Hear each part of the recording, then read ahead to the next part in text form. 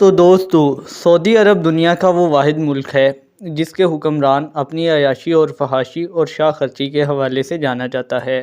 مختلف ذرائع کے حوالے سے نشر ہونے والی خبروں کے مطابق سعودی زعماء اور شاہی خاندان کے افراد اپنی ایک رات کی عیاشی کے لیے تقریباً کروڑوں ڈالر تک خرچ کر دیتے ہیں۔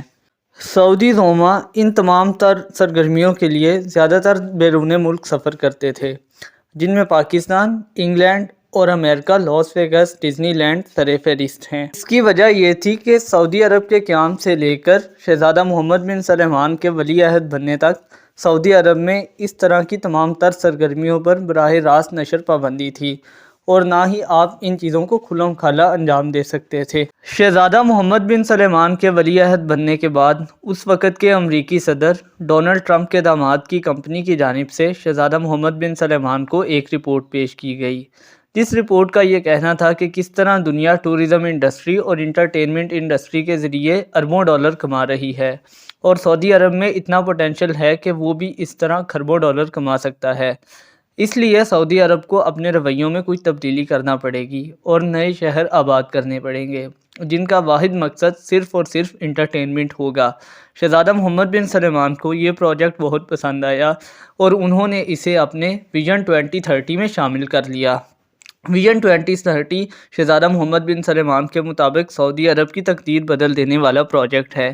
کیونکہ اس کے ذریعے وہ تمام تر سعودی عرب کو ایک نیا، ماڈرن اور جدید سعودی عرب بنا دیں گے، جو کہ اپنے سے پہلے والے سعودی عرب سے بالکل مختلف ہوگا۔ کچھ عرصہ پہلے سعودی عرب کے جازن میلے میں یورپی خواتین کے ڈانس کی بھی ایک نمائش پیش کی گئی تھی، جسے اس وقت سوشل میڈیا پر کافی تنقید کا نشانہ بنایا گیا تھا۔ اس منصوبے کے مطابق سعودی عرب شہزادہ محمد بن سلمان کی سربراہی میں اپنے دارالحکومت ریاض سے 40 کلومیٹر کے فاصلے پر ایک نیا شہر قدیہ آباد کرے گا۔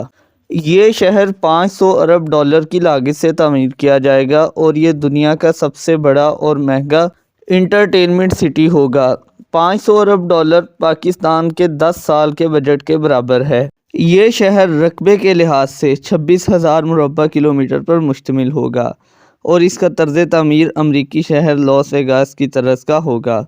جبکہ کچھ قدیم تفریح گاہیں جیسے شکار گاہیں بھی شامل ہیں۔ منصوبے کے مطابق اس شہر میں cinema, movie theatres, clubs, night clubs, bars اور جوئے خانے کے ساتھ ساتھ جنہیں کیسینو کہا جاتا ہے کے ساتھ ساتھ پورنوگرافک اسٹوڈیوز کو بھی شامل کیا گیا ہے۔ سعودی شاہی فرمان روا کے مطابق کو پیش کی گئی رپورٹ کے مطابق ہر سال اس سے 177 ارب ڈالر کا فائدہ ہو سکتا ہے۔ منصوبے کے مطابق سعودی عرب اس شہر میں رہنے والوں کے لیے اعلیٰ طرز تعمیر کے 5 اسٹار ہوٹلز کا قیام کرے گا اور ان میں استعمال کیے جانے کے لیے شراب اور بیئر جو کہ اعلیٰ کوالٹی کی مختلف اعلیٰ بروریز اور شراب بنانے والی فیکٹری سے منگوائی جائے گی۔ بہت سی پورن ایکٹریس شاہی خاندان کو سرو کرنے کے لیے ہر وقت بڑے ہوٹلز میں اور تفریح گاہوں میں موجود ہوں گی۔ سعودی عرب اس شہر میں ایک آرٹیفیشل بیچ بنائے گا اور تمام افراد کو ہر طرح کا لباس پہن کر ہر طرح کی آزادی ہوگی، یعنی سعودی عرب میں موجود روایتی پردے کی سختیوں کو ختم کر دیا جائے گا اور ہر انسان آزاد ہوگا کہ وہ جس طرح کا چاہے لباس پہنے اور بیچ پر جس طرح چاہے زندگی گزارے، کیونکہ سعودی شہنشاہ کو پیش کی رپورٹ کے مطابق بہت سارے یورپی ٹورسٹ آئیں گے اور ہمیں ان کی آزادی کا خیال رکھنا ہوگا۔